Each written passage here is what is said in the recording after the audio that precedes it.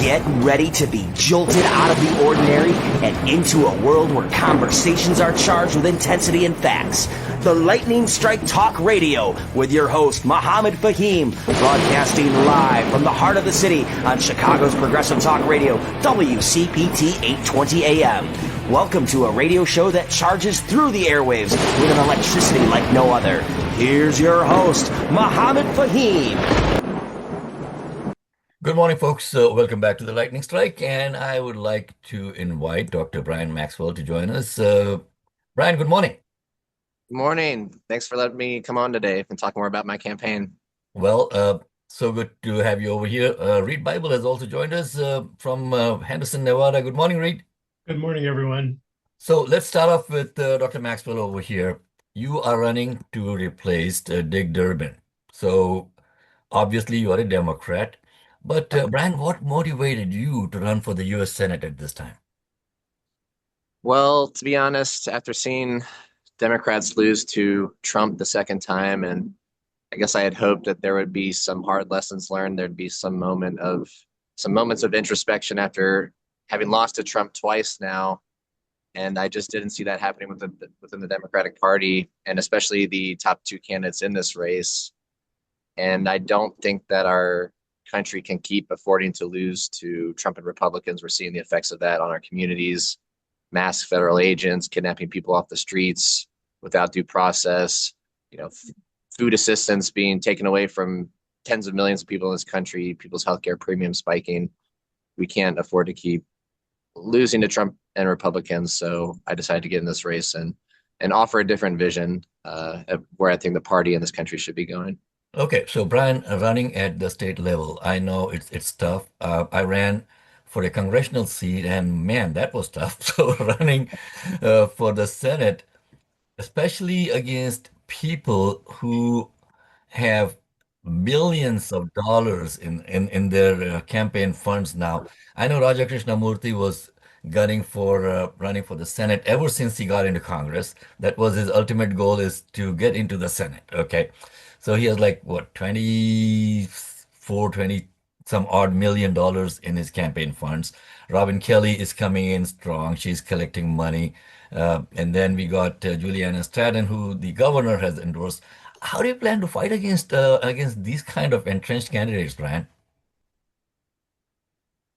You asked why I'm doing it in this moment. I think it wouldn't be possible for a candidate with low name recognition to be running in this race in any other moment than what we're in right now, is where the Democratic Party is the least popular it's ever been. We're seeing candidates come up and run against the establishment and win against unlikely odds. And I think the best example of that recently was Zohran Mamdani, like you were mentioning before. And I think that's why his candidacy is scaring the establishment so much. I mean, he was outspent by, I think, 5 to 10 times in that race. Yeah. I think he was outspent by tens of millions of dollars. It was absurd. And a grassroots campaign, that really spoke to people's legitimate concerns, won against that. And I think that really speaks to the power of grassroots organizing, the discontent with the party at the moment. And that's why I'm running. I'm hoping to ride on that energy. So let's talk a little bit about your background, Bryan. What is your background? I know that you are an environmental scientist and everything, but public service, community service, what is your background? Yeah, so my education, I got my PhD from North Carolina State University in agricultural and environmental engineering. So a lot of my career has been working with farmers to help them find solutions to agricultural water quality problems. So whether that's hog farms, corn and soybean farms here in Illinois, dairy farms, farmers have a range of environmental issues that they want to address. So I obviously help with that. I've been working at the university in both the crop science department and helping field test new renewable technologies for the last few years.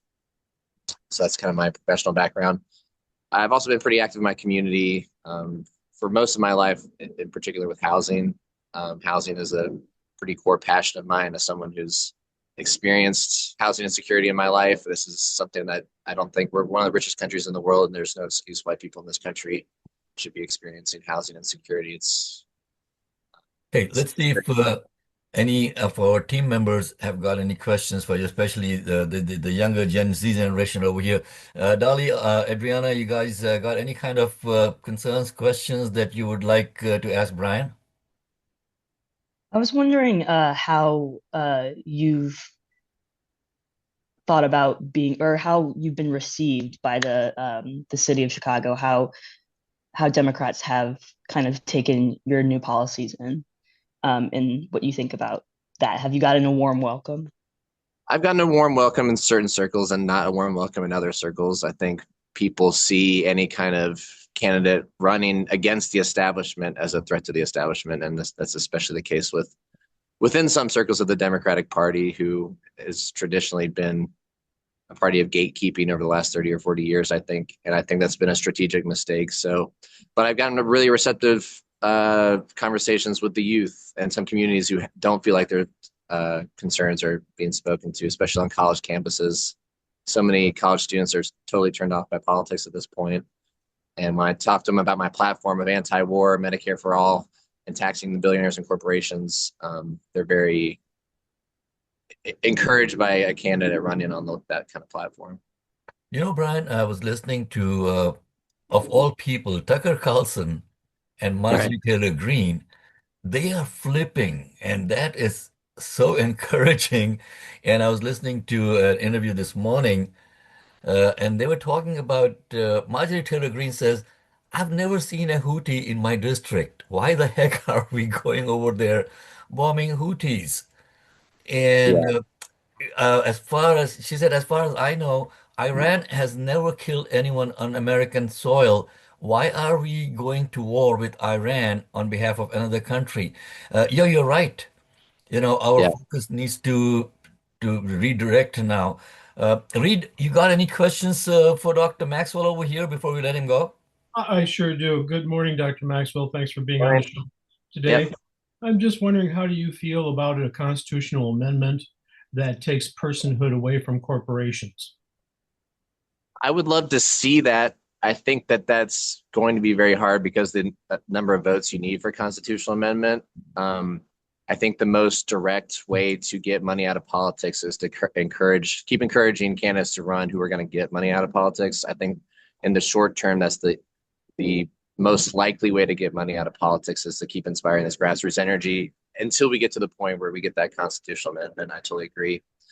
Um, yeah, and to speak to your question, your comments, Mohammed, I totally agree. There's a growing bipartisan anti-war sentiment in this country. People are tired of seeing their tax dollars constantly go overseas to propping up foreign governments, endless wars overseas, and the establishment of both parties keeps promising more of the same. So, getting money out of politics, stopping spending our federal tax dollars overseas. So many people are tired of this, and that's a growing bipartisan. Yeah, and especially Yeah. look at who we are supporting, Bryan. I mean, we have, I mean, we are so deeply in debt in this country, and then we announced recently that we're going to give $40 billion to a country at the, you know, at the edge of South America. I mean, come Yeah. on, man. And that really hurt. That really hurt American farmers because Yeah. then China was able to buy Argentina's soybean and not America's soybean, and that really screwed over farmers. So yeah. Okay, so we need people like Bryan to go to bat for us, folks. Bryan, how do people find out about you? Where can we get some more information?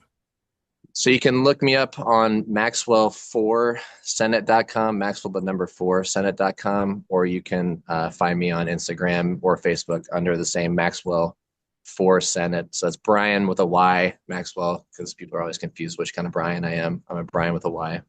Okay, And wonderful. Thank you you can so find me much for online. joining us. And really appreciate you getting up early in the morning on Sunday to join us over here. And we'll definitely keep in touch with you and get some more information as the campaign progresses. Folks, there is Dr. Bryan Maxwell running for the Illinois representation at the Senate level, replacing Dick Durbin, not the local Illinois State Senate. So please keep that in mind. And that is Bryan with the numeral 4 Senate.com. Maxwell for Senate.